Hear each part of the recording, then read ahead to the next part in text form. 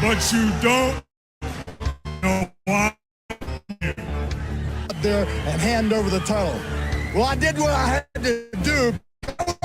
Pyramid Bout Wrestling. Well, thank you. First of all, I'm just happy to be here. Today was, I'm depressed about not having won the World Heavyweight title. Where would you take the National Enquirer this week? Have some wrestling news in there. Well, I went down Now proclaimed $1 million champion, Ted DiBiase, a man who did I close up and shot at the title? Oh, shot at the title. Let's face it, there isn't nobody in the whole wide world that doesn't figure I can't beat Holman. Legends. Let's rethink this.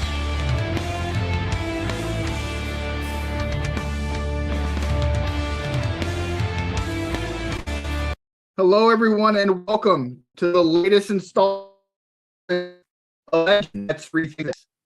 This month, we have the legendary Steve Keirn with us. He is on live, and we are here to talk to him about his career, things that he would have want to change in his career, things he could have done differently, and we want to discuss his brand new autobiography that is out. The Fast Life of Steve Keirn. Steve, thank you so much for coming and hanging out with us tonight. Well, thank you guys for having me. As some of you guys, if you're watching us live or watching the video, you can see Timmy C is not here today. We have an upgrade in place. Justin is here taking Timmy C's role in the show, as Timmy is on spring break with his kids in the Bahamas. Mm-hmm. And I wouldn't have it any other way. I've known this man for 37 years. I knew him as the father of my friend Heidi. And I've been able to watch his career as not only a fan of his wrestling, but a fan of him as a father to an incredible young lady and a young man in Corey. So I am just excited to be here and talk about his wrestling. I am excited to read his book. This is a lot of wrestling stories I did not get to hear about or see because I wasn't at age to get to know it. But I'm excited to kind of hear a little bit more about this book writing. And Dave, I will pass it to you for your first question. All right, Steve, we'll kick it off. We're going to kick it off with a question you probably had 4,000 times in your life. When you were Skinner. What is your name? No, I'm just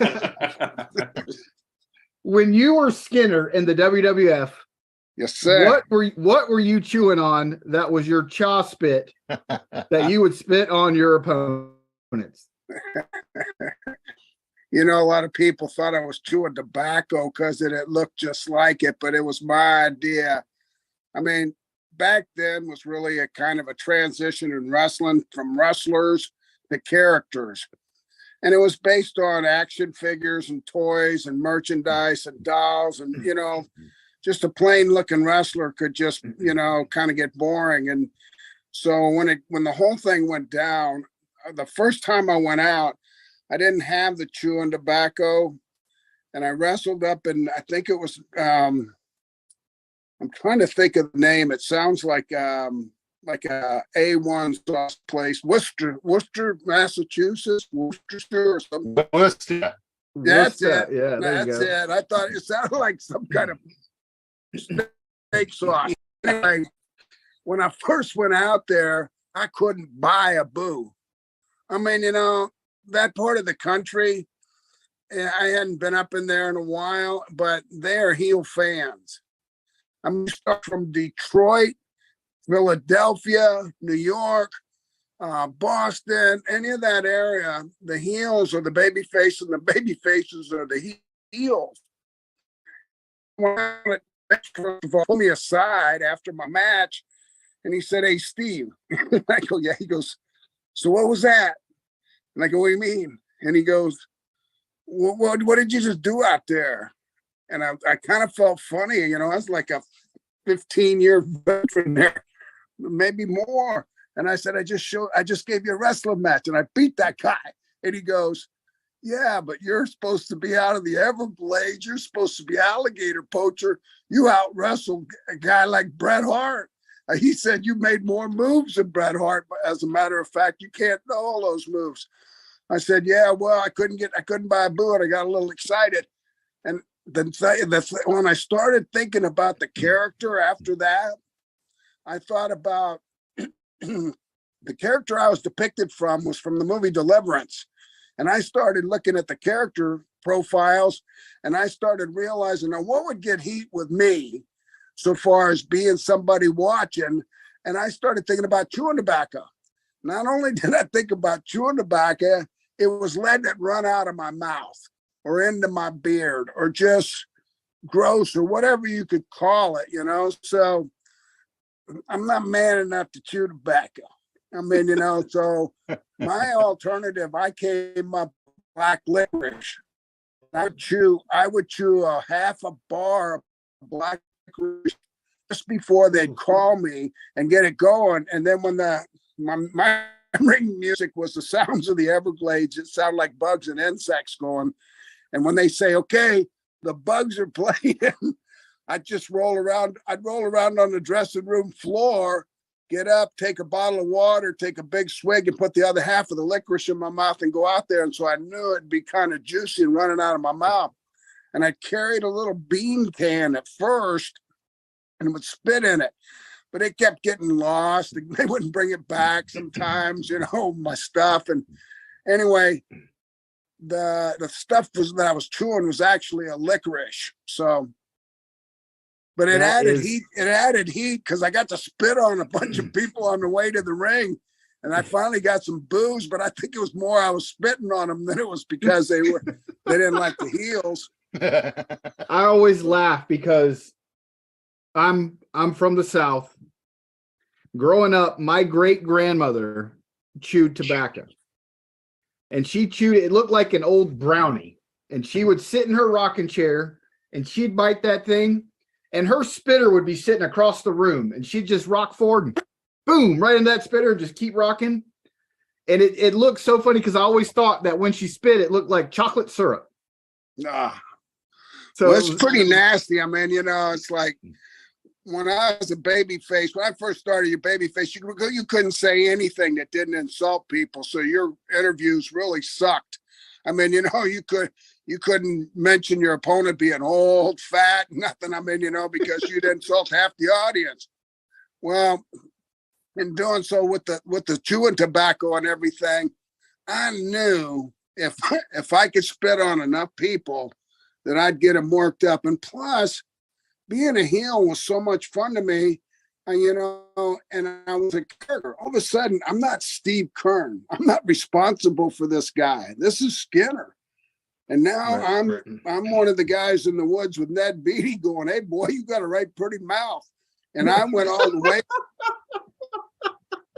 It was a different time back then, too. And I think different culture. So I think, you know, at the end of the day, I understand where you're going and the character allowed it, right? So you talk a lot about creating a character and switching from Steve Keirn, right? Yeah. And I think my mother didn't even recognize me. I told my mother that I'd switched territories and then characters, and I was in the WWF, and I said, I'll be on TV, and I told her what channel to watch. She watched the whole show. I think it was just a regular Saturday night show or something from WWF back then. And she said, I watched the whole show, didn't see. I said, you see the guy come out from underwater with a knife in his mouth? And my mom's going, no. So she watched the next week and she kept watching, but she never put it together that Skinner was me, because she had never really seen me with a bit longer beard than a fabulous one. So anyway, but it was a fun, you know, the character didn't go very far, but politically I was pretty much at that point in my career, I had made some big mistakes by ribbing some of the wrong people and, you know, doing some things with some people that I probably shouldn't have done that caused heat for me. And in the wrestling business, if you get heat someplace, it can bury you for a long group of people. So but it didn't matter. I had fun. I had a lot of my friends there and made a lot of money. So speaking of getting heat, I read your book, and so I like the chapter where you talked about buying, I think it was 2.5% of championship wrestling from Florida from borrowing $50,000 from your father-in-law. And then it kind of led to some mysterious cash flow coming in, and where you questioned it, right? And I think you've always been a good moral guy. And I think not too many people would question, where money's coming in. They would just, like the fact that money's coming in. So I thought that was pretty interesting. But the next chapter, where you found out that Eddie was kind of pushing you out of championship wrestling from Florida and giving you back to Vince Sr. And I thought that was pretty cool that you got a title and got over to New Japan. Do you want to talk a little bit about that? I think it's chapter 11 that's in your book. Well, Justin, when you talk about those stories, I mean, there's always a couple of sides to stories, and given fairness where it's at, of course, Eddie's not here to defend himself. Dusty was a part of it, and Vince Sr. was a part of it. But the story, was kind of unique about the way it happened, and it made Eddie went back and forth. Eddie was pretty much not a father figure, but somebody I looked up to a lot. And, I idolized him so far as when I was a kid, when I was like 13 years old, I lost my dad to Vietnam, and where he was shot down and became a prisoner of war. And so I was really grasping, for some kind of father figure. And I got to meet Mike at Robinson High School. And when I did, that brought us together, and I started hanging out with him, and he took me to his house, and I met Eddie and told him my dad was a POW and everything. And it was automatic patriotism and, sympathy for me.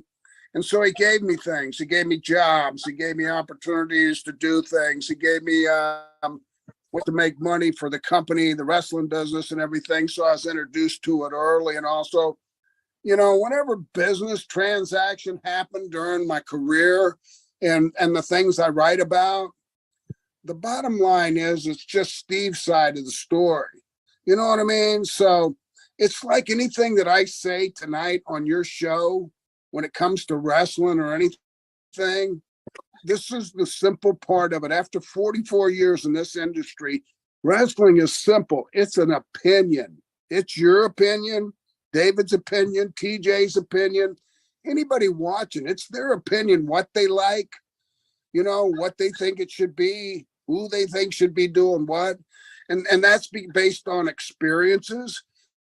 That's based on, what they've witnessed, what they've grown up watching, or what they've, found, that really grabbed them. And so with me and Eddie and Mike, and the thing about the business and the buying a percentage and the money and all of that, when you're young, you don't really think, and most people would take money.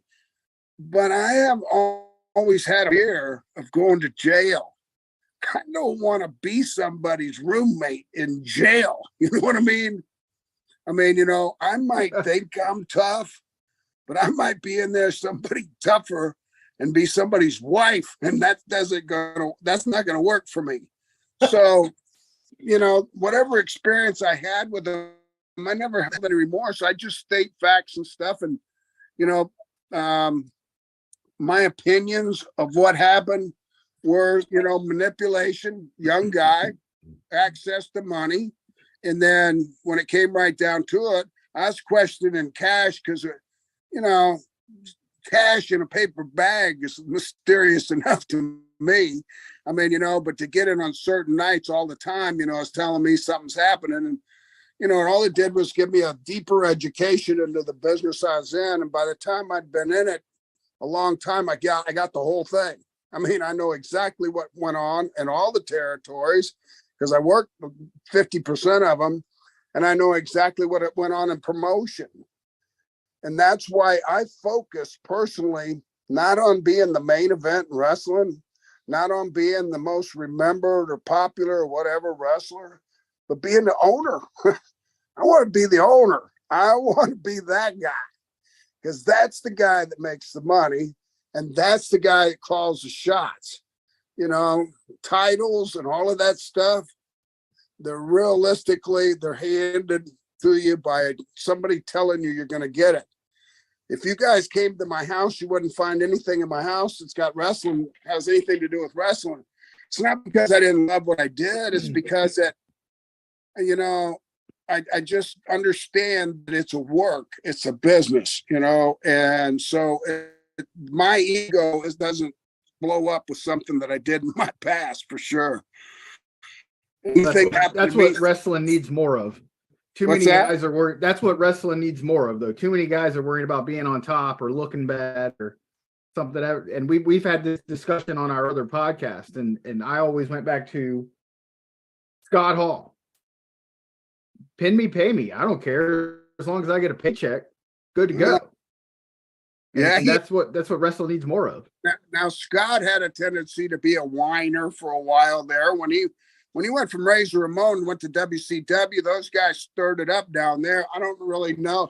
I knew Scott pretty well. I mean, you know, I knew him back. You know, he stole my gimmick one time and went from, we had PWF here for a short time. Myself, Dusty, Gordon Soley, and Mike Graham owned it.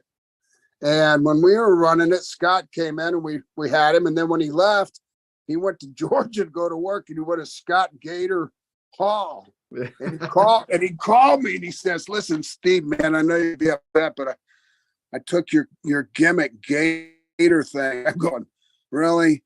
Who cares?" Really, who cares? I hope you make it popular and I'll steal it back from you. I mean, it's you guys understand. You guys are intelligent enough to understand. Some guys will try to blow smoke up your butts and tell you things because of their egos or to embellish stories. And I call it like it is. I mean, you know, it's a business. It's you work for somebody and you're told what to do. I may as well have been in the military my whole life. I mean, they told me how long to march and what I needed to do at the end of the march and then go home. You know, as simple as that. So I had some questions lined up for you, but I was informed of one I needed to ask you. Okay. By someone in this room. His name might rhyme with Mustin. Okay. So I'll save my original question for a second. So I'm supposed to ask you about the Rock and Roll Express almost sending you to jail. Sending me to jail? Yes. I don't know. So in the book, you said that I think it was Ricky Morton had stolen identity. No. See, Justin, where did you graduate from anyway? I read that chapter quick. I'm sorry. Yeah, you sure did. Because Ricky Morton, he wasn't. I don't even know if he was out of elementary school when that happened. It was Ricky Gibson. Sorry, that's right. Yeah, it was Ricky Morton's partner, Robert Gibson's older brother. Yes. That's what it was, yes. We used to pick up Robert Gibson from high school when I was working at Pensacola Territory with Ricky Gibson as my partner. So that's how far I go back with him. But what happened was Ricky Gibson, I just bought a brand new car in Georgia. And at that time it was on a Saturday, which is 3 shots on Saturday. You did an Atlanta TV taping. Then you got in the car and you drove to Columbus, Georgia, and you did an afternoon show, live show in Columbus, Georgia. And then you got from that show, you went right straight to either Griffin or Carrollton, Georgia. And we were on our way to Griffin, Georgia, and it was me and Jerry Briscoe and Ricky Gibson. And I had just brought this brand new Chrysler Cordoba. Owned Chrysler before, never owned one after that, but Ricardo Montalban did a commercial on TV, and I'm not sure what condition I was in when I was watching it, but I freaked out and fell in love with this Chrysler Cordoba made with Corinthian leather. It was beautiful, black on black. Excuse me. Anyway, I bought this car, and on the way to in between after this TV, the second TV in Georgia and Columbus. We're on our way to, and it was dark. And Ricky Gibson says, "Hey man, let me drive this car. It's my new car." He goes, "Let me drive your car. Let me drive your car." And I was obligated to let him drive my car because he had one of them big ass Thunderbirds. And I'd run off the road trying to dodge a deer the week before. And when he woke up, I was on the side of the road hitting a deer right in the ass and killed the deer. But he was swearing that I ran off the road to hit the deer. So when he asked me to drive my car, I was kind of saying, you know, I didn't want to say no because he was going to go, so, well, you ran mine last week. But, you know, so I said, yeah. So when I let him drive a car, he's hauling ass. I mean, and it's 2-lane roads, and really, you know, not where you should be doing 80, 90 miles an hour. And we got pulled over. Well, when we got pulled over, it was a local cop from Griffin, Georgia. Griffin, Georgia. Anyway, Ricky turns to me and says, "I don't have a driver's license. Give me your driver's license." What? Here's the thing. Back then, you guys are way too young to remember this, and you wouldn't have been able to drive anyway. But at one time, the Florida driver's license was a piece of paper. It didn't have a photo on it. It wasn't it folded, but it was just like a red square with your information on it. And he was pretty close to my identity. I mean, you know, he had brown hair, brown eyes, maybe 200 pounds, whatever it said on it. So I'm going, oh man, my driver's license. So I go, here you go. I'm gonna get a speeding ticket now, right? So I give it to him. The cop pulls him over, makes him get out of the car, and then the cop says, "What's that I smell?" And Ricky's going, "What are you talking about?" And he says, "Well, I think you guys need to follow me into Griffin. I need to search your car." So, you know, we don't know what's going on. We get, you know, this is right after a live event, and we get pulled up. We take in there, and when we get in there, the guy books Ricky and fingerprints him and throws him in jail as Steve Keirn. Now he's in jail, and I'm looking at this like, man, I'm sweating bullets. And then the guy goes out and wants to search the car. Me and Jerry Briscoe go out there and watch him search the car, and he looked all over the car and he couldn't find nothing. And he goes in the trunk, and it had a cover over the spare tire, just really nice. It was a brand new car. And he pulls that off, and he sticks his hand up there, and he comes out with the marijuana joint in a plastic tube. And he says, "Whose is this?" And I'm looking at Ricky Gibson. Jerry Briscoe. Ricky's in jail. That's not mine. And he's going, "Well, it's in your trunk." And anyway, so all of the heat goes on me. We go in there. They arrested him, charged him with possession of marijuana, fined him $1,500, and turned him loose. But I ended up with all the charges. And a year later, I'm back in Florida, and a Florida highway patrolman knocks on my front door. And I go to the door, and he says, "Surrender your driver's license." And I'm going, "What?" And he's going, "You got to surrender your driver's license. Your driver's license has been revoked in Georgia for failing to show up in a court thing about a misdemeanor or whatever, possession of marijuana." And I'm going, "I never been arrested." So I'll finish the story because I had a friend in Fort Lauderdale who told him the whole story. And what he did is he took a picture of me, fingerprinted me, took a whole mugshot deal, sent it to Griffin, Georgia, and said, "Identify this guy." And they sent back saying something they couldn't identify him. Said, "Well, you need to drop this issue between that and Steve Keirn because that you have false identification here." And they proved it wasn't me. Anyway, everything got dropped. But all over me liking a Chrysler Cordoba and Ricky Gibson getting pulled over driving it. So my life has been a roller coaster.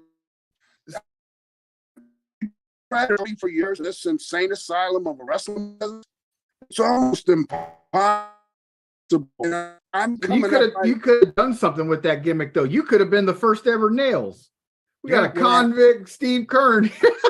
No. You missed the part about I didn't want to have anything to do with jail. I mean, I always paid my taxes and did everything, and I made friends with the cops.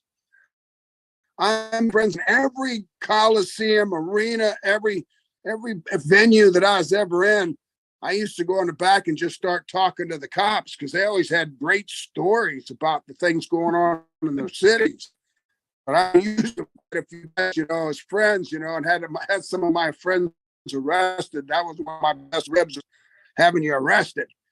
So I had a lot of guys arrested, and when a cop's arresting you, it's pretty hard to argue with them. You know what I mean? Or think, oh, this is a joke, right? Because they'll go all the way. They're good at that. So anyway, let me take time. You just mentioned chronicling 47 years in the business, and a question I have is, what convinced you that now was the right time to write a book? I mean, obviously you've been writing it for a while, but what convinced you now was the time?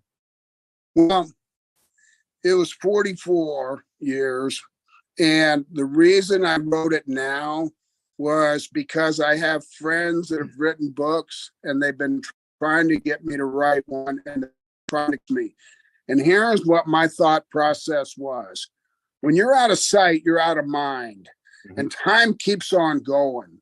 In other words, you go through hot spells when you're on fire, and everybody wants to know something about you, or wants to be a part of you, or wants to utilize you, whether it's promotion or drawing people there or whatever. And then when you're not doing anything and you're idle, people forget. And wrestling fans are different. Wrestling fans are into nostalgia, and they're into retro. And I've been bombarded trying to just walk away from the wrestling business more than I was when I was in the wrestling business, for people, wanting me to sign something, magazines, trading cards, action figure, whatever it is. And then so I saw interest in it, and when like everybody kept saying, "Write a book, man, been in the business longer than most guys ever get in the business, and you've done everything. You didn't just wrestle. You've owned it, you've booked it, you've been an agent, you've been the owner of the developmental. Said you got a lot of stories. You should tell." And I said, well, here's the thing. If you take a book and say, that book, not too many people are going to give me too much credibility, or the ones that do are going to be somebody that's either really a student of it or lived in that era. But if you put it up with all the other books that are out there, there's a lot more people there and read about. So I wasn't worried, because this book isn't for my not dependent on making any money off of this book. If I do, that's great. Of course, I'd love to, but wrote it to hand down to my grandchildren.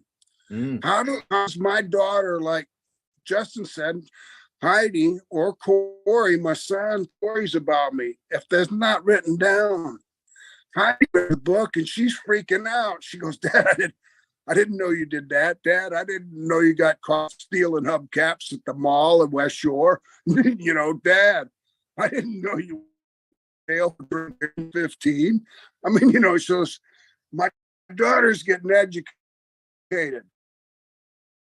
And I wanted to leave it in the way it should be presented, humble and with no ego, just not trying to embellish my history or whatever. Just tell the stuff.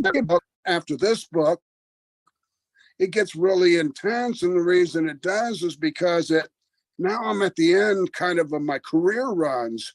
And I'm getting into that age group where you're kind of like, you're past the guy that they really want to utilize because they're worried about you making it through. And then, it's kind of harder to find a job, and it gets political.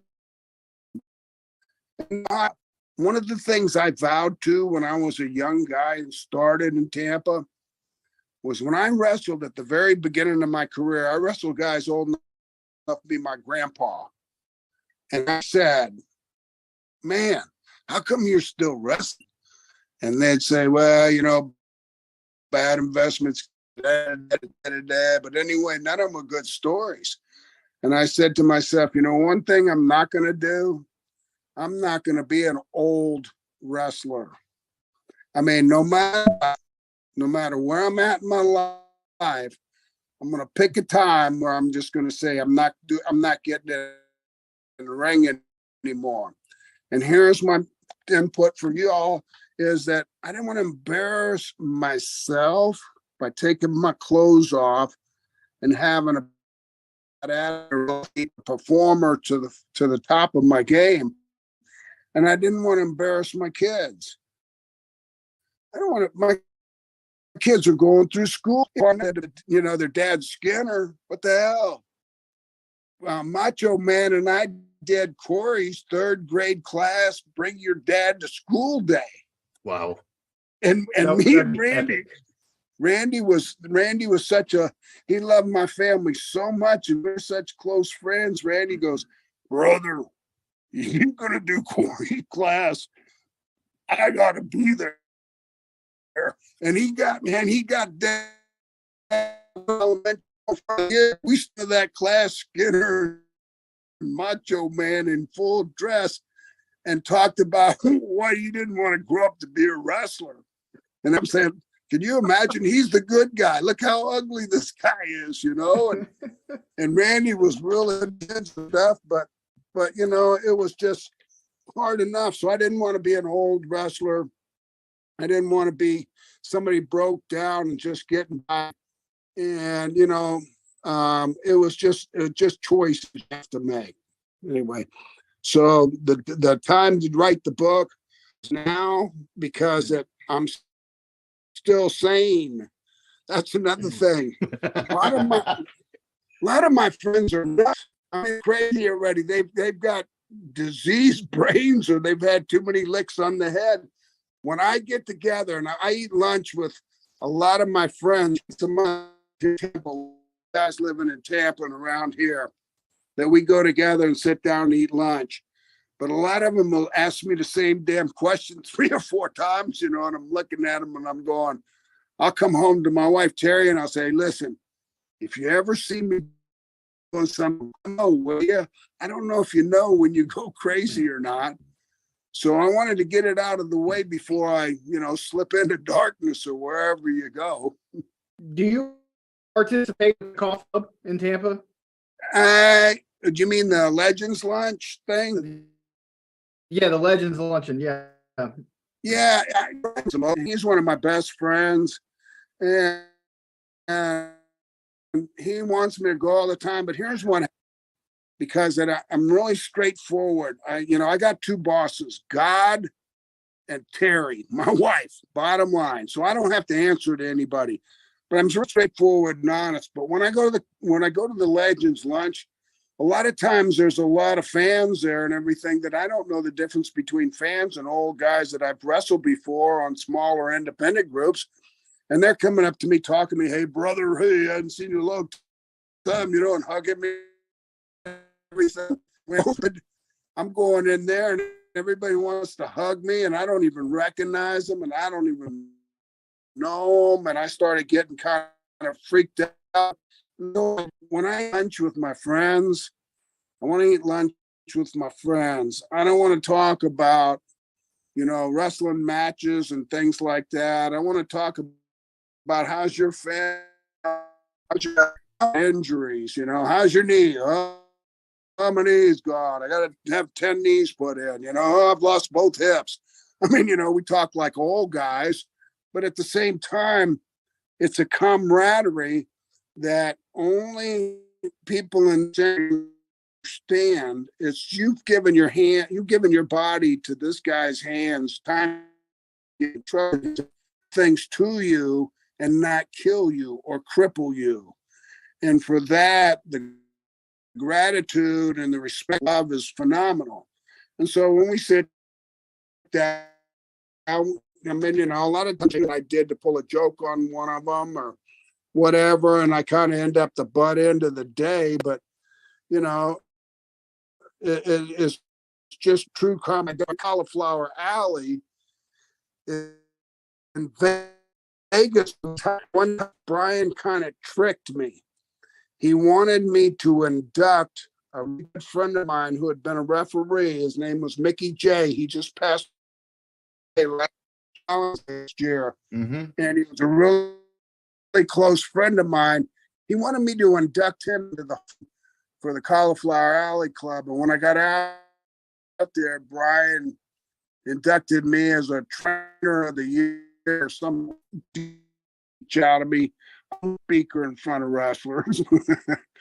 I mean, you know, I have so many funny stories about him. And when I see him in the crowd, I go, yeah, hey, you remember when you did this? And there you are sitting right there. And I mean, you know, it's just very entertaining. But I don't go to the Legends lunch.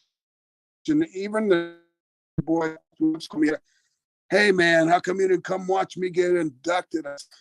I'll get somebody to send me a picture of it, okay? So I asked that because we kind of have a show favorite. We did an old WCW pay-per-view one day, and it had Bob Cook on it. I love Bob. And none of us knew Bob at the time, so I started to do some research. And then I reached out to Bob Cook, and we started talking on Facebook, and I've become like friends on Facebook. And he's always promoting that Legends Luncheon and all that. And he was at pretty much all the last ones that have been there. I know he's a kid as well. So right, yeah, he goes. I mean, he loves it. He does help him promote and everything. But you know, I don't know how to explain it really. I mean, there's a lot of things that I miss that go to because I don't have a lot of interest. I mean, you know, when SmackDown or Raw comes here, I don't go to the down there to go into the back to talk to the talent unless one of them calls me ahead of time and wants me to come down or something like that. Drew McIntyre and the Usos and a couple of other guys that went through FCW under me have asked me to come watch them, and Cesaro and some of those guys that were there. And I'm not trying to drop names. I'm just, those are kind of like, I was not their mentor. I was a coach and kind of a guy that taught them some things from experiences that I had. You know, you can't claim but I can't say, yeah, I taught Roman Reigns, you know, I taught him everything he knows. No. It doesn't work like that. You get taught when it was FCW, you got taught in there by myself, Tom Pritt, Norman Smiley. I mean, you know, there was a montage, Dusty teaching you promos, but you had my veterans that watched you and gave you input to, you know, I'll give you an example, Jack Swagger, right? I loved him. Loved him. Man, if he wasn't Jack Briscoe reborn again, I don't know who was. And Jake Hager. Well, see, he was the FCW champion for a long time. When Justin and I first started watching, I wasn't going to beat him.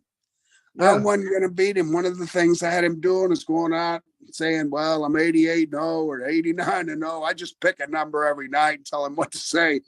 But I didn't want to beat him. And the reason I did is anytime I was questioned by the media or anything about wrestling, I could say, okay, so I want you to come down and meet my heavyweight champion. And then I want you to question him. Then I want you, if you want to wrestle him, you're more than welcome to wrestle him. But I knew how to an impression.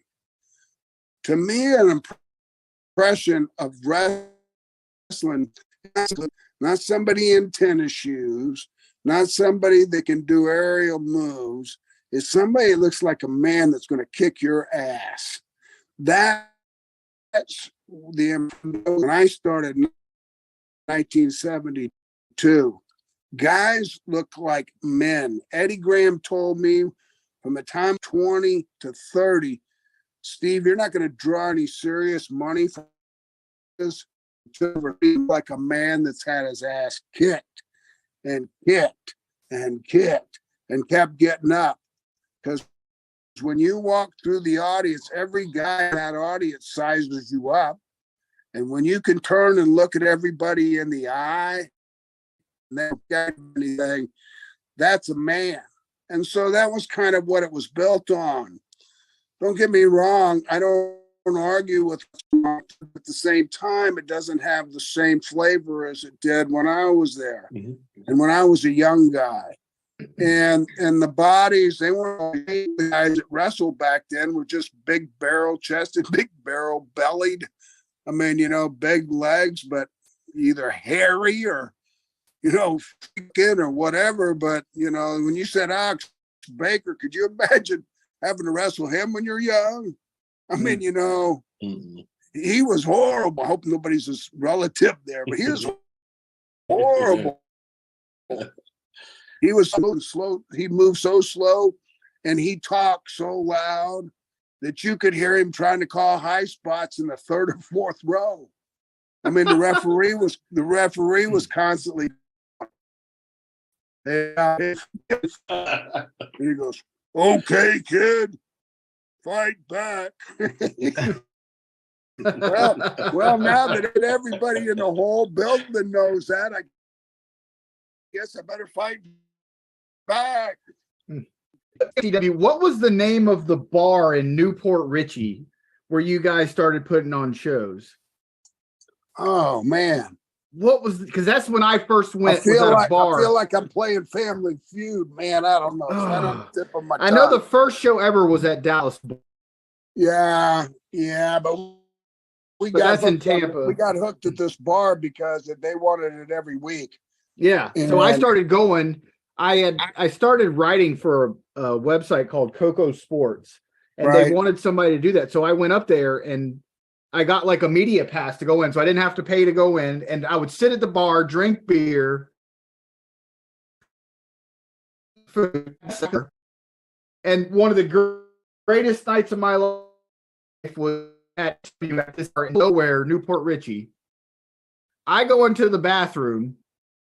And I'm standing at the urinal, and these are real men's urinals. There's not anything in between them, any partitions or anything. Standing at the urinal, and I'm just standing at the urinal, and this guy was wrestling.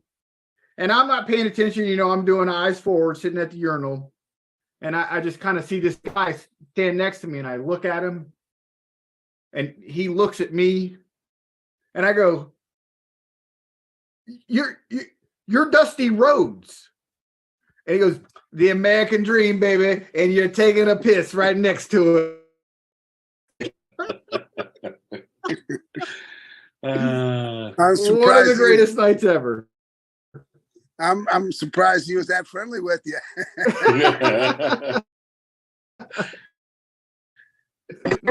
Yeah, you did, because he was like my big brother. I spent 50 years with Dusty as a friend, and, you know, in all kinds of situations. And he was a moody guy. I mean, you know, if you hit him the wrong way, he wasn't real entertaining, you know, so, but you must have got him in a funny spot, because being in the bathroom and have to stand there and piss is one thing, but, you know, somebody freaking out over you. We always laugh. I guess and even in the wrestling business, I'm not a big botherer. Right. If I see somebody out in public, I'm not really going to bother you. I think the only autograph I've ever gotten out in public was Macho Man there together. Right. But other than that, I've always just been kind of like starstruck, but I always knew that if I was famous, if I was trying to do something out and about in public and people kept coming up to me. So I refused to ever. Well, see, that's one of the blessings of not being a big superstar. When they come up to me, it's a miracle they recognize me, first of all. Then the second thing is they always, you know, very seldom does somebody come up. And here's the one big mistake, because when somebody comes up to you and you're in your prime or whatever, and they go, "Hey, I know you. You're one of them phony ass wrestlers." Well, that was nice.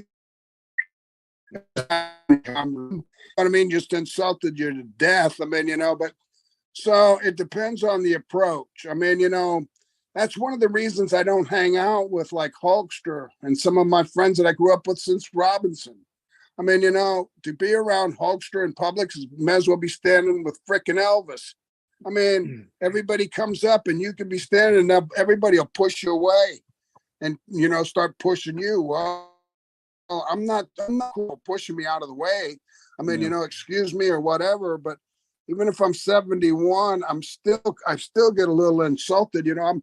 I have to turn around constantly in Walmart because I ran by a cart and I go, you must not know who the hell I used to be. Because there was a time when I wasn't friendly, but got punches, but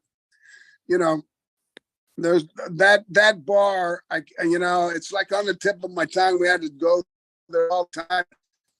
when talent relations came down from WWE and went one night and saw where I was running in that bar, and that was they freaked out. Well, then you moved to the warehouse on Del Mabry. Well, no, that was where the school was. The bar was a live event.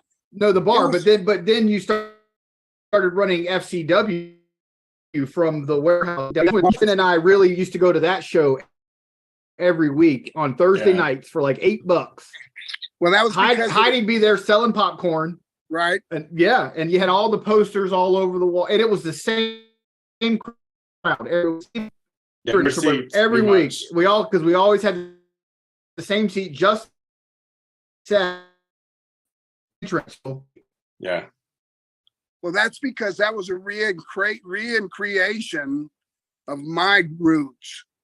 That was Florida Championship Wrestling, but it was actually wrestling. I just reversed the initials, but that's the same as the Sportatorium was years and years ago, where we filmed TV and we ran a live event.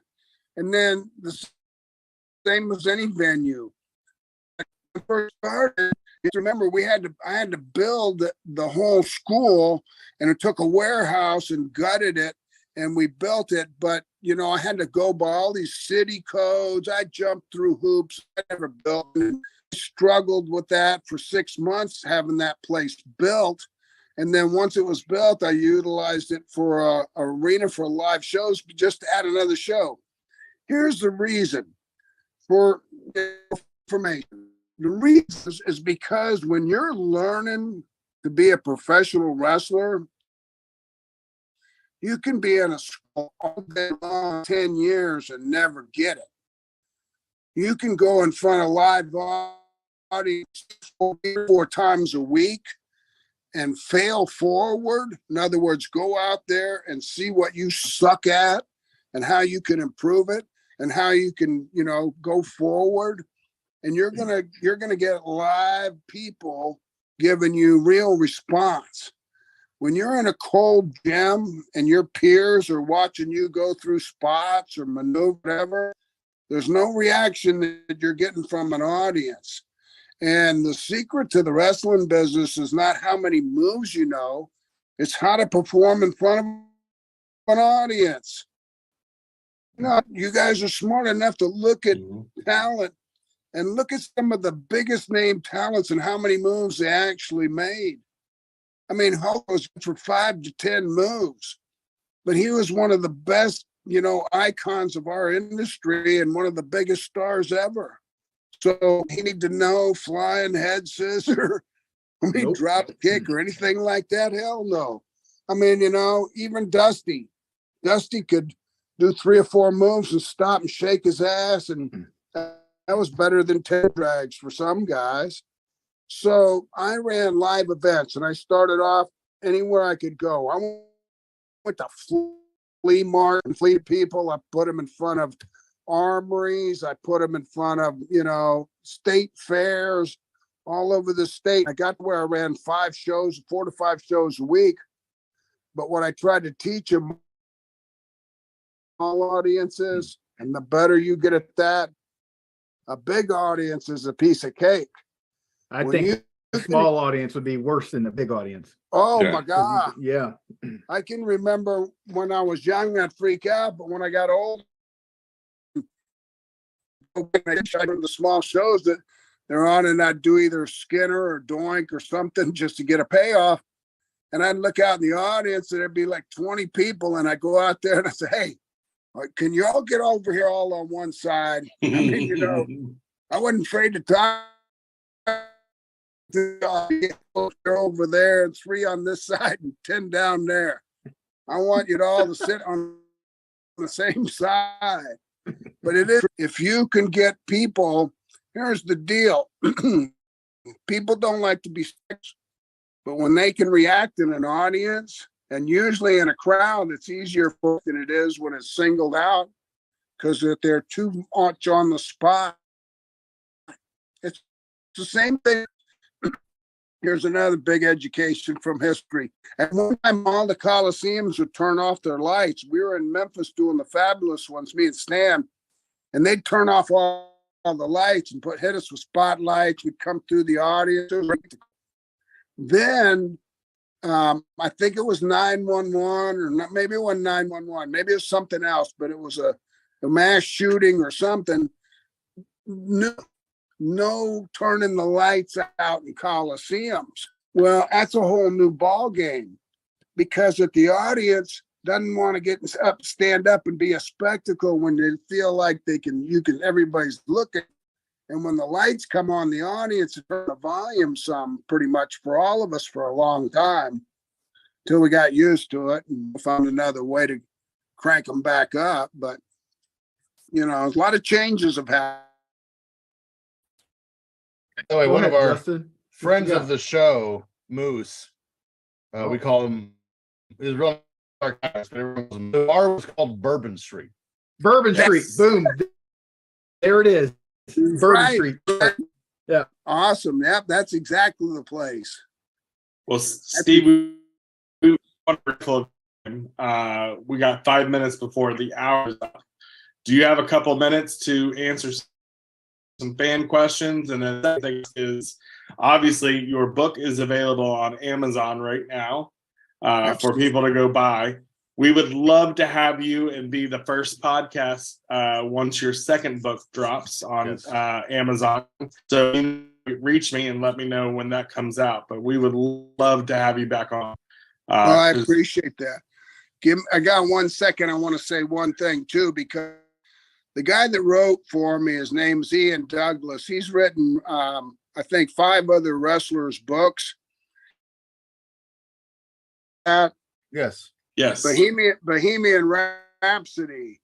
Well, that's Kevin and Dusty and Tyree Pride, and I don't know who the other dude is, but I did the forward on this book. The wrestling person that really enjoys wrestling, but I'm adamant. I mean, I'm adamant about the wrestling there because I spent a lot of time in there, and it's an unusual place to wrestle. And he goes over the behind people know that it's even out there, but I wanted to plug that for him. I mean, my wife hates professional wrestling. Right. And she said the only way she'd go to another wrestling match is if we went on a vacation to like the Bahamas or somewhere and there was a wrestling match there. So look at this. We're in. You mentioned somebody's in the Bahamas right now. And I wanted to say, man, I should have gave him that book right there to read when he went over there on vacation. I mean, and here's the thing. If you read this in the Bahamas, the people in the Bahamas would really, the reason is because that you're putting their history over, whether it was in wrestling or baseball or golf or whatever. And so it just breaks down a little bit of a barrier too. But Ian wrote that book, and I just wanted to make sure I plugged that for him too. I do it on every podcast. I mean, obviously, I'm on to talk about my book and everything, but at the same time, I'm kind of like a green person.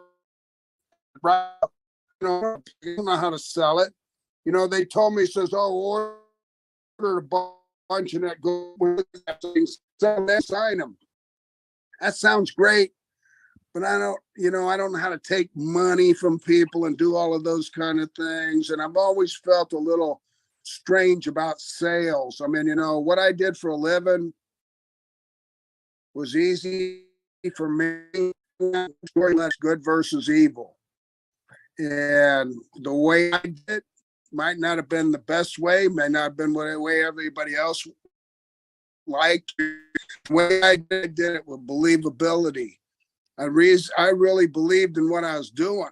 I mean, and so did my opponents. I can't tell you how many guys would ask me if I owed them money. You money? I mean, because the two things were always real for me. A slap. If I slap the piss out of you, because it is not going to hurt long, and it needs to be real. And if I chopped you, I chopped you hard enough, the whole audience heard all the way to the cheap seats, because it's going to sting, but it'll go away. I didn't do anything unusual, but I was considered stiff by my opponents and aggressive. And the reason it was, Graham taught me right here in Tampa, and the thing he taught me was take pride in what you do. People are going to make fun of what you do, but if you let that bother you, then you shouldn't be doing it. But if you stay there and perform the way you want them to see you, nobody should question, your integrity in the business. So I've been, this is me now, my opinion again. So if you ask Honky Tonk Man right now, but oh my God, was he stiff? Thought it was. Eddie Prather, do you have anything for Steve real quick? Pop off of mute. Yeah, there, buddy. Amy Moose, you can come on video if you want to talk to Steve. Hey, Steve. Thank you for doing this with us tonight. Been a big fan of yours as long. I became a wrestling fan in '83, but I got to see a lot of the older stuff, like early '80s stuff, because I had a friend, Carl, who used to had all the old tapes from Florida. So I got to see, I got to see the turn against you back in the day in Georgia. Yep. I still can't believe, because the first time I saw Kevin Sullivan he was the devil himself. I did with such a clean face, baby face. My question for you tonight is, what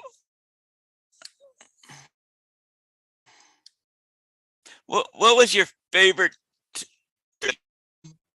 To me, it seemed like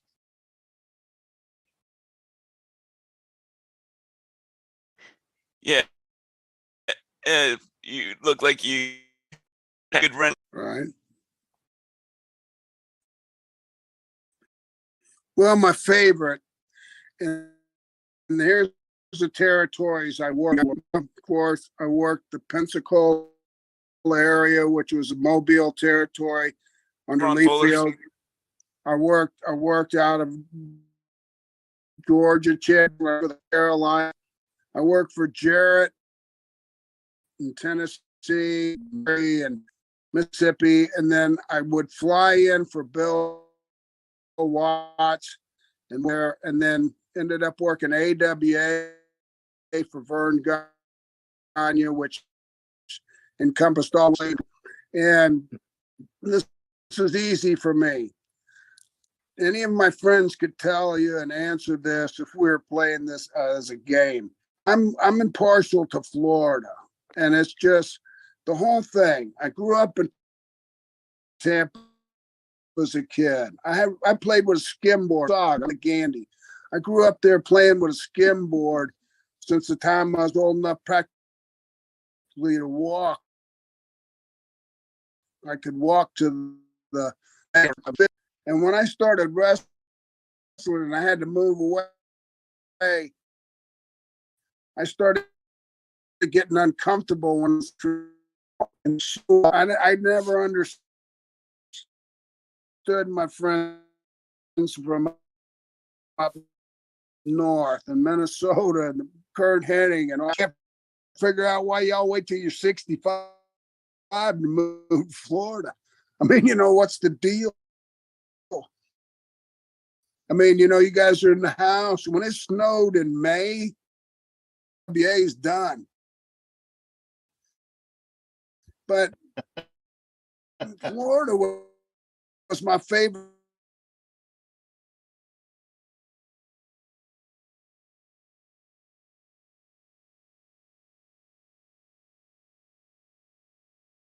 Town or territory.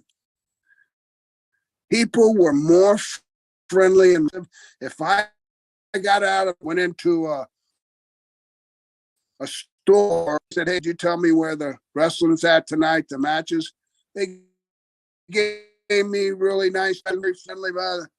Everybody was always friendly. If I ever broke a week, 7 nights a week, we wrestled 9 times a week. And that didn't happen on the road. If I ever broke down, people would stop, out of nowhere and help me fix a tire, drive me some, get gas, whatever it was. People were always so friendly. And anybody that was going and traveling and things like that, people are more receptive to you. When we talked earlier about Vince wanting me to be the world champion up there in the WWWW, my fear was going there. I couldn't imagine stopping. So, who am I going to ask? And I mean, I had fears way beyond the wrestling business. It was getting around and live and, dealing with people that, a lot of people are up there. Like I said, when I was a heel, they were all heel fans. I mean, I used to have to be Don Rickles. I used to have to roll out and start cutting people down to get them to boo me. I guess the answer to your question would have been the Florida territory, as simple as that. Thank you. Thank you for being a big part of my wrestling fandom. Well, I appreciate you, because without people like you and fans like you, it could have never been a wrestling business. That's one of the things I try to teach. I teach young people, because they're the ones that really support you. It's not the promoter. They pay the promoter and the promoter pays you. So that. Amy, quickly. What? She's trying to figure out how to unmute herself. Moose, I'll go real quick. Yeah, go ahead, Moose. Hey, you got it going. So, Mr. Keirn, like Eddie said, thank you so much for being here. My question is about its angle with Bob Roop. That is my favorite thing you've ever done, other than your time. Can you tell us briefly and quickly the backstory of you and Bob Roop's big angle in Florida and kind of how it all came together? Well, it's simple. I've been through Georgia. I'd been through Mobile. I'd been to Guatemala and survived. I'd been to the Carolinas, and I'd become the Rookie of the Year. Now I'm in a position to whereas I need to establish something. And one of the biggest things in my life, and one of the best stories in my life, and riding in cars with these guys, was talking about my dad. And my dad was one of the only 2 men in history that was a prisoner in 2 wars. He was a prisoner at age 39 in Vietnam.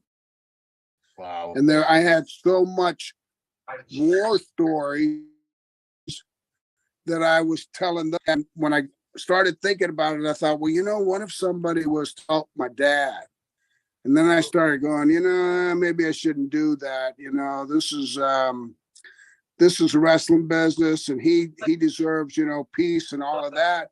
But I decided I'd go to him. So I went to my dad and I kind of laid it out for my dad. And I said, Dad, I don't know how you feel about this. And I'm going to put my heart out. But what if I had one of the guys kind of go out there and say something bad about, say something? Are you there? Yeah. Okay. Looks like you fell off your chair. Different person. Okay.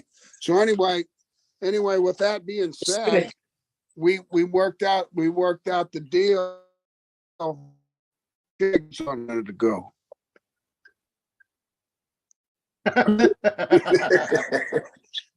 Okay. All right. Now you guys are trying to trick me, right? All right. So anyway, the story went that I just went to Bob because it's Bob Roop, and I'd been working with him and Bob Orton Jr. And Jr. was a little bit of a hothead. Bob was a real rational guy, and he was awesome wrestler, a great heel. And I said, what do you think about doing something? And I laid it out for him. And then we threw it by Jody Hamlin at the time. Eddie Graham, the owner of the territory, had gone to Australia to try to buy part of Australia. Eddie would have never let me do this. So Bob went out on TV with Gordon Soley, and he came up with his own verbiage. But I was standing in the back there watching a monitor, and he said, something along the lines as he was in the military, and what he thought of somebody that allowed themselves to be captured was they were a coward.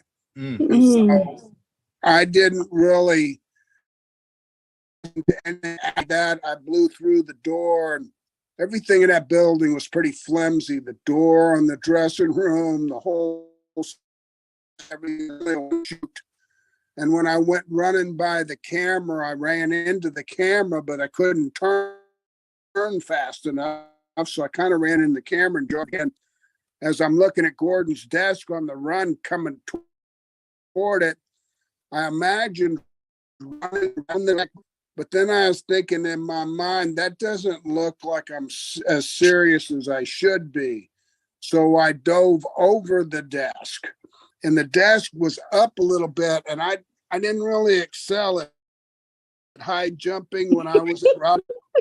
So as I went over the desk, I clipped my right ankle right on that bone on the outside, on the top of that desk, and it lit me up.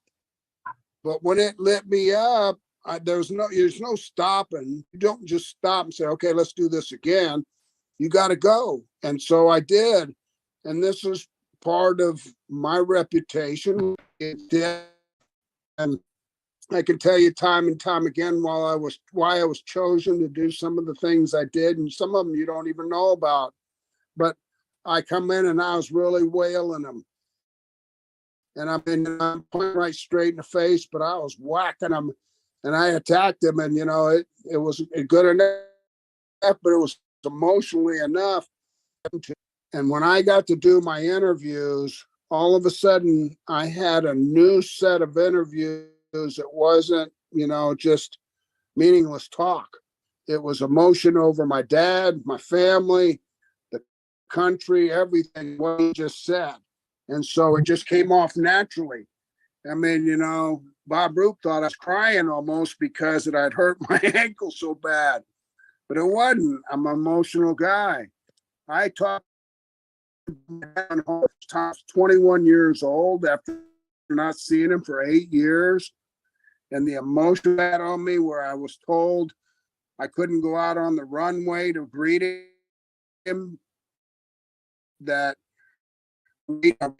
come running back, and I just actually told the full colonel to stick it up his ass because I'm going. And I stood up to all of them, and they were saying, well, you can't go. We don't want any scene. I said, I ain't going to be a scene. I'm just going. When I was 13, he left. I was on the runway. I'm 21. He's coming home. I'm going to be on that runway. And so they tapped out.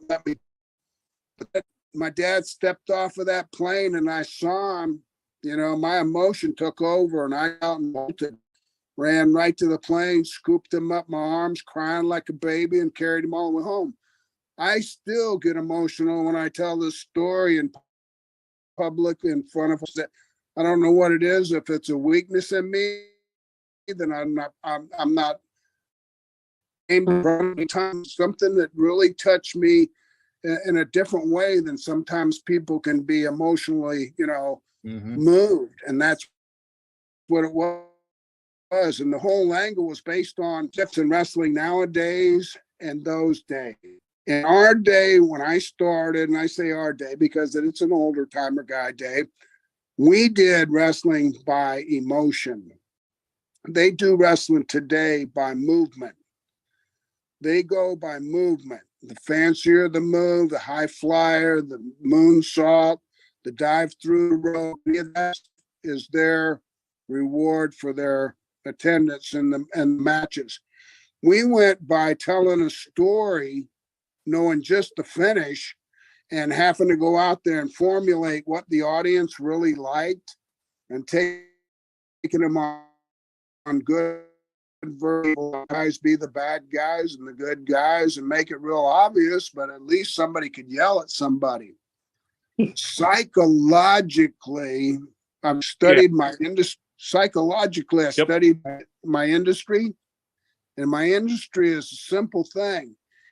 Opportunity to go sit in an audience and scream and yell like it's their husband, like it's their wife, like it's one of their kids, and take all their inner emotions out and cuss me out, threaten to kill me, threaten to beat me to death, but they blow off steam. So it was always a psychological, emotional release for some. They didn't even know it. But I've had people that were wrestling fans tell me, says, man, after the matches, I'm exhausted. And I ended up sitting down, standing up, and I go, well, is wrestling real? No. So what are you doing that for? I don't know. I just get into it. So that was the thing to do. Yeah, and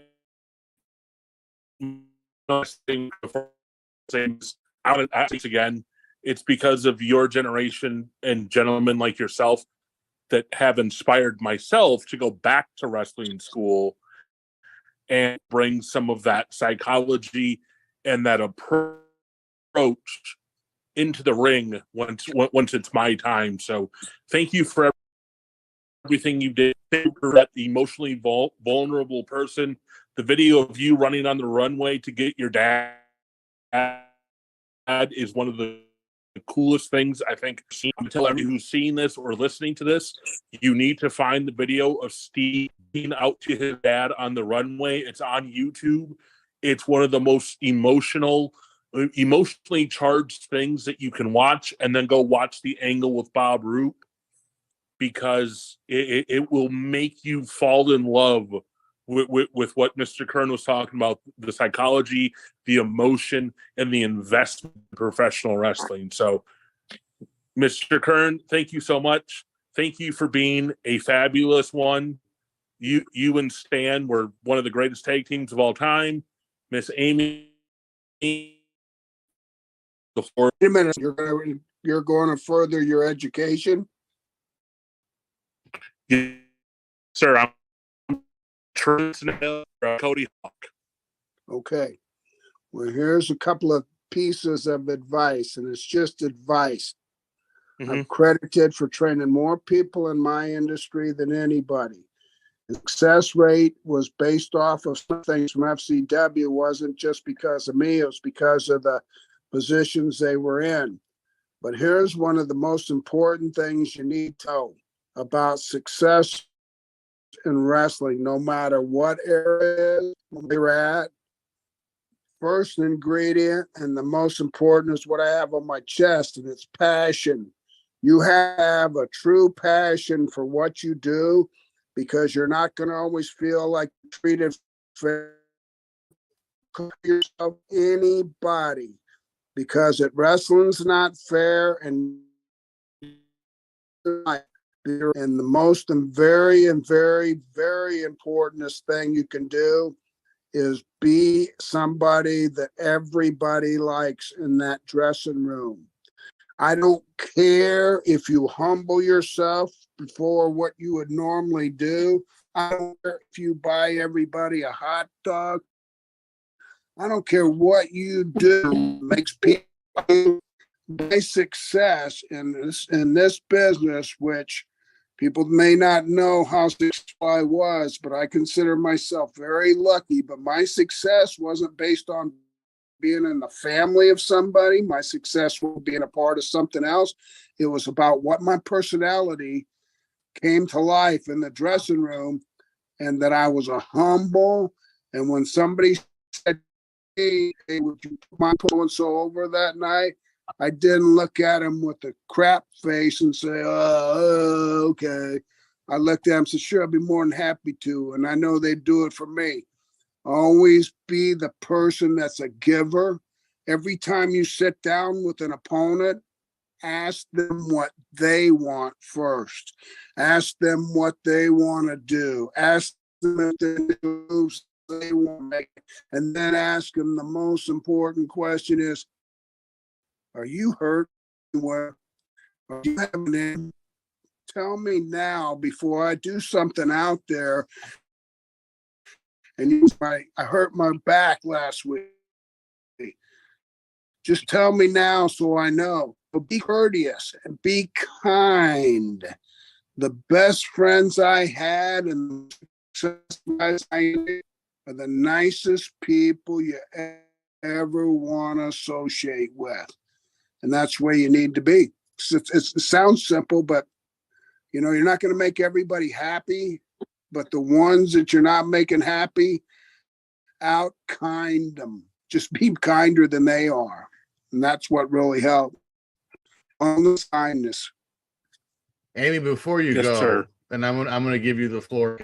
We need to make it known to Mr. Keirn that the co-author of his book, Ian Douglas, is watching the interview, and he wanted to say hi. Yes. Ian's Yeah, watching? He's watching right now. And he better be watching this part. You see? By the way, he also wrote books for Brian Blair, Dan Severn, and what was the other one? Hornswoggle, Bugs. Thank you. Bugs topic. I love that. Yeah. He's quite an accomplishment. And he's writing my second part of mine too. So nice. Miss Amy, the floor is yours. Well, thank you very much. How are you doing tonight, Mr. Incredible, Amy. How are you? I'm wonderful. I'm very sorry for coming in late, but you got to hang out with some of my favorite people here on this tonight. So I know you were left in good hands. Hey, any of my questions? I have not. You were here, so I wanted to give you the floor because I know that your first question is very important.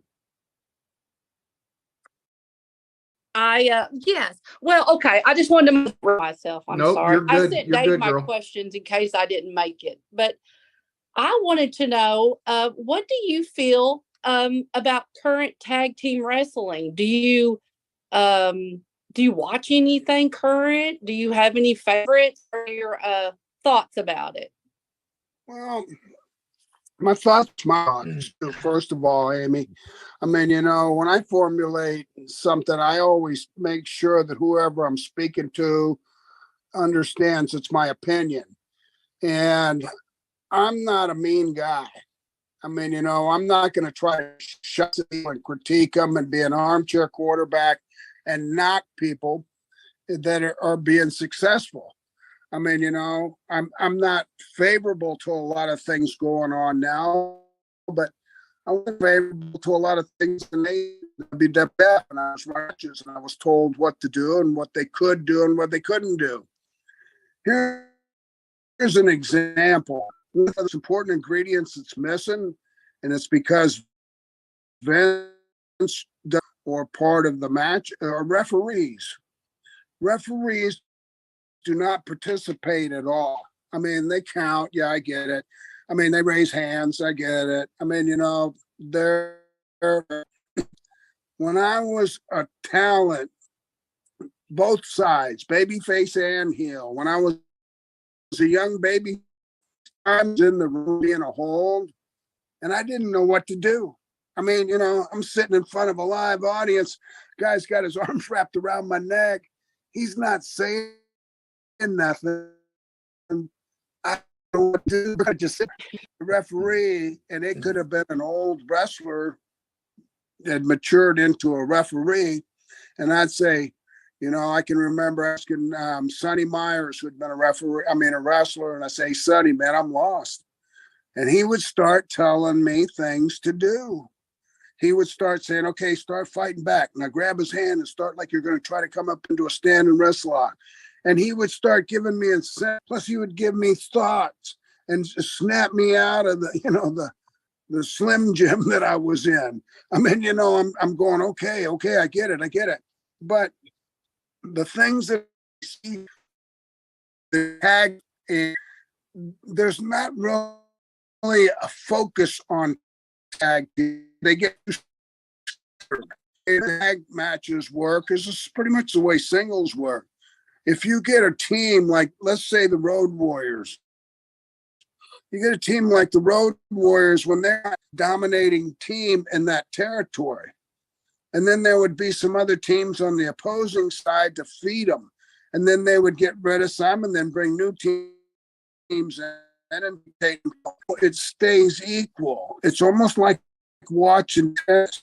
You're going, yay, boo, yay, boo, yay, boo, boo, yay, boo.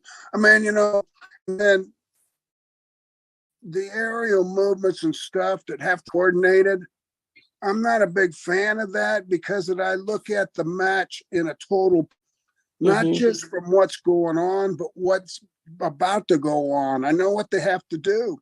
The guys getting ready to climb the top corner, he's going to dive on them. But these guys that are on the floor now, they've got to get up and stand together at just the right time.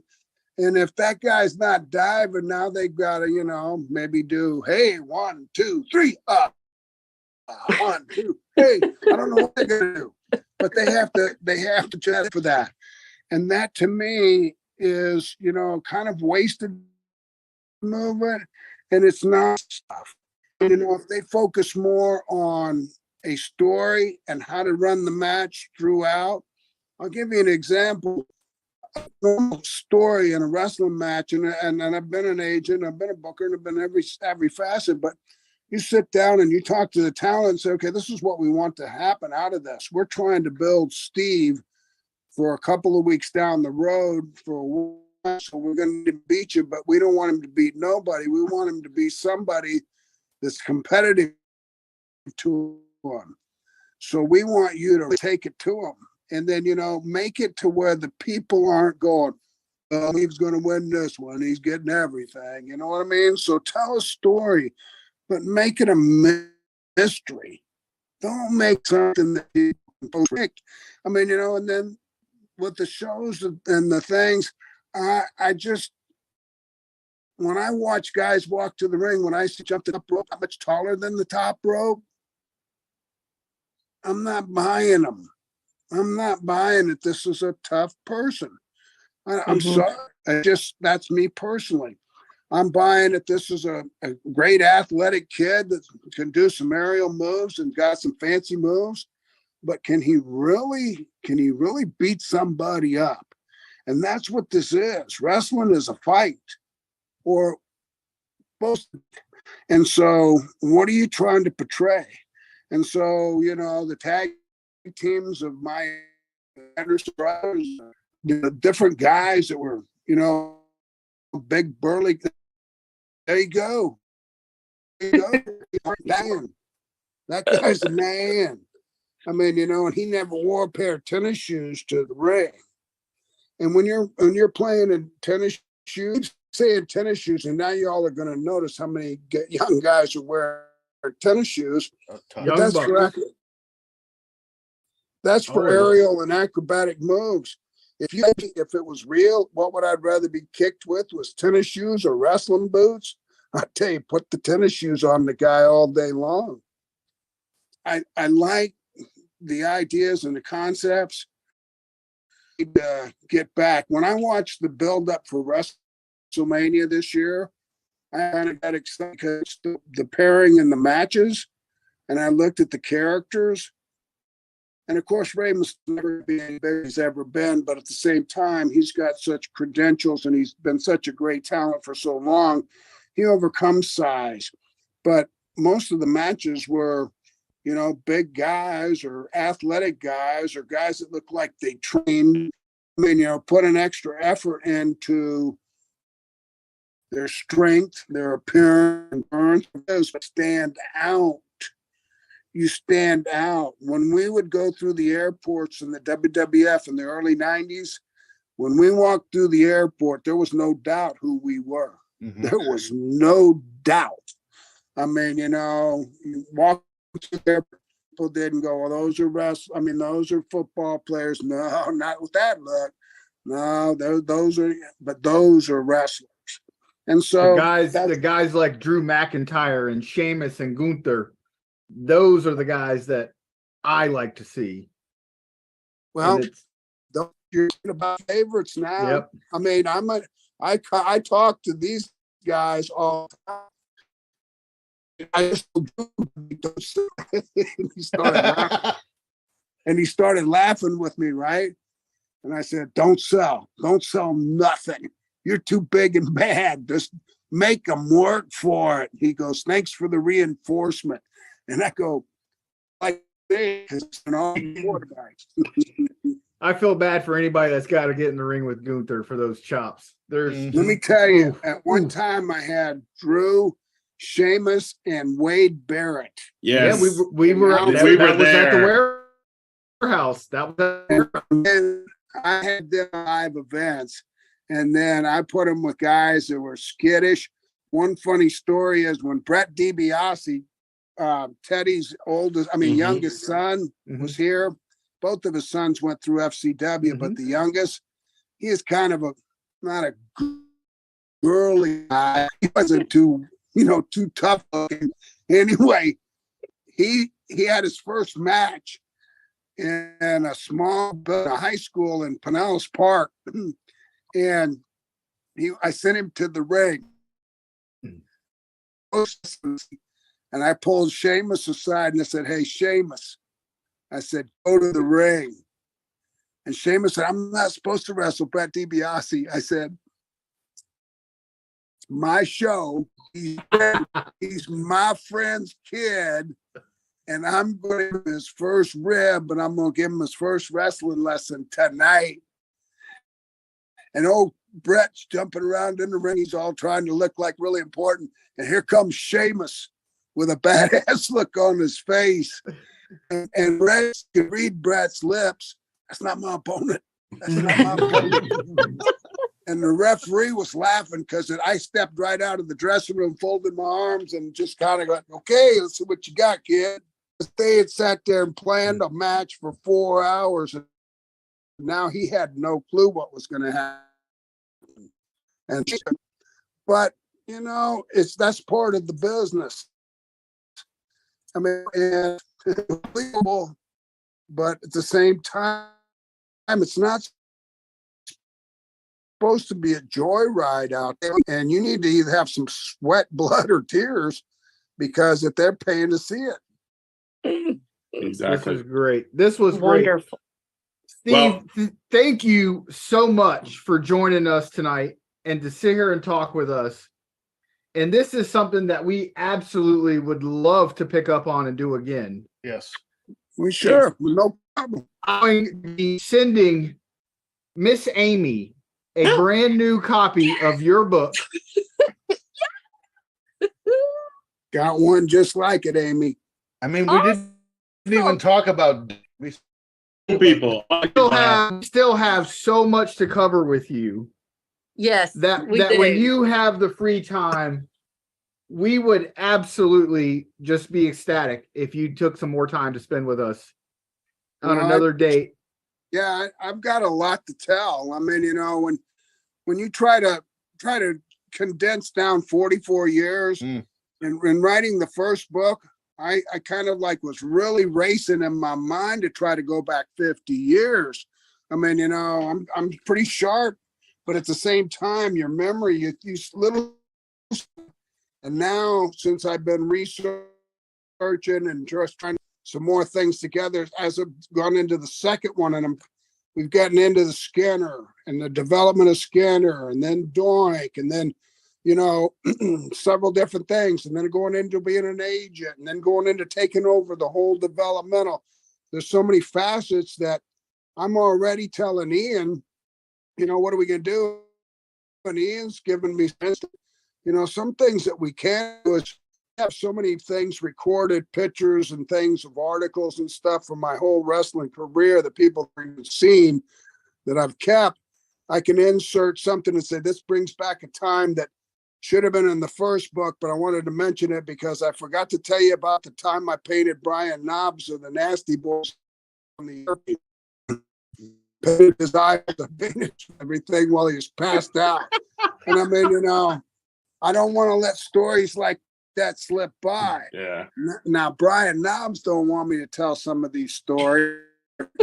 I got some funny stories. I did that on Valentine's Day, and he was going to propose to his fiance to make her his wife. And he got on the air. I probably shouldn't be dragging on, and just cut me off. So black. Hey, as long as Mrs. Keirn isn't going to be upset, that's who we have to worry about. So she's at choir practice. So. Okay, all right. As long as you're not in trouble, we're good. Although Ian is telling us that you're giving away the entire second book. Yeah. No. No, there's no way. You'd have to be on this phone 24 more hours. I do want to say I need to step away, but thank you very much. I'm so glad you've agreed to come back because you are the type of wrestler that I love listening to the stories. I love that you were a wrestler, a tag team wrestler, and I want to hear it all. And I am super excited that I won the book. I'm reading it, and there's no telling how many more questions I'll have when you come on again. So we're gonna get it. We're gonna get him on again because we want to talk some Florida Championship Wrestling. Yes, and we want to talk some Bad Attitude. Oh, absolutely. Him and Bobby. So, nice talking to you, Amy. We want you. Thank you so much for joining us. The book is on its way. Are you mailing it? I'll mail it, Amy. It's coming from Amazon. I love you, Justin. Thank you for that. Bye, guys. Bye, Amy. All right, Steve. We will save some for our next episode with you. Yeah, we don't want you getting, but I will reach out to see if there's dates, and then also see if I can help you with the selling of the book too, because I like to pay it forward. Here's what you can, and this is by a suggestion from Ian, and I've a lot of my friends when they actually do it and they put they were a student or my friend or as talent, it doesn't sound as rewarding, but if you enjoy it, go to Amazon and do a review. Yeah, we'll do.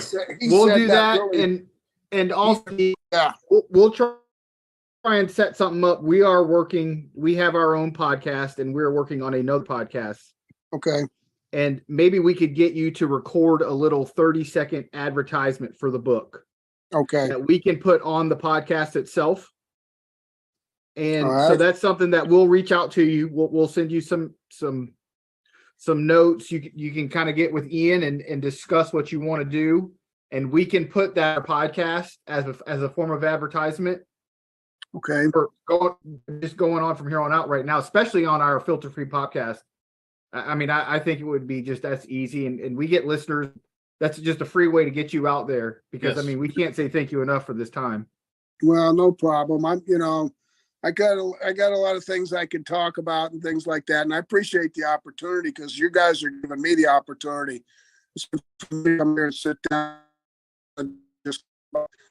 I know I'm good at a couple of things in my life. Well, that's why we're here because we love wrestling. I'm not sure what is, but I can grow a beard. Well, I should have had you teach me when I was a kid because it took me to grow one. So, my wife, doesn't the beard, but good. Sometimes they ask me to grow it. I remember when they asked me if I'd wrestle in a Legends Battle Royal, and I was an agent, and I looked at John Laurinaitis and took a piece of paper and he held it up and showed it to me. I said, I guess I got one more match in me. I had to grow a beard in a week for Monday Night Raw. So, Wow. But I appreciate the opportunity. I appreciate the time. I don't want to drag it out or bore you guys. Never boring. And I'll tell you, I will be in contact soon. And I appreciate you more than you know.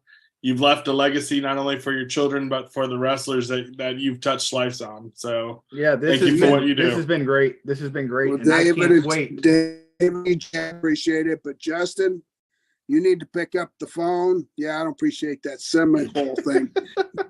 Yeah, I don't.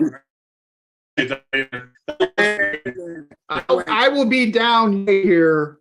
We'll take soon. you to lunch soon. How's that? And Justin and I will take you to lunch because I moved to Illinois. Okay. And so when you were talking about being in the cold, this is my hell. So I love it.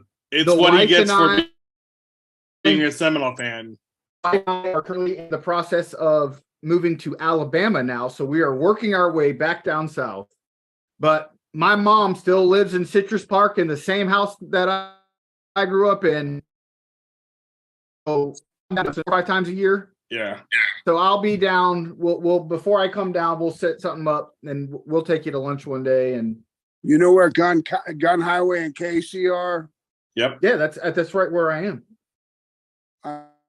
I live north into Casey to Lowell to the left, a half a mile. Yep, same house y'all grew up. Grew up in.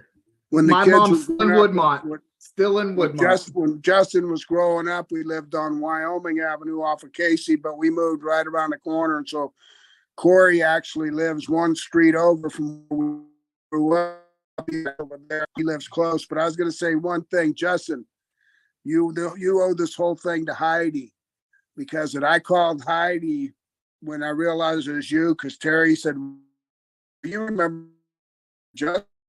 I said, did I ever slam the door in his face? And she goes, no, it was because when Heidi had I just crushed it. I just, they stand at the here and I'd go, no, and slam the door. But when I asked Heidi about you, she put you over really strong and said, yeah, Dad, you should do that. And I love my daughter. I mean, my queen. So you also have to call her, hey, thanks. She's been an amazing friend since day one. So she's a good person. Yep. So I will definitely reach out and thank her. So yep. Awesome. Yeah. This appreciate is you, Steve. Don't forget Poirier in there. Yep. Bohemian Rhapsody. So I'm gonna buy that book. That's I'm gonna buy my next vacation. Yeah. All right, sir. It's a good storyline. All right, guys. Thanks for letting me be on. You have a good evening. So much. Appreciate it, and we'll talk soon.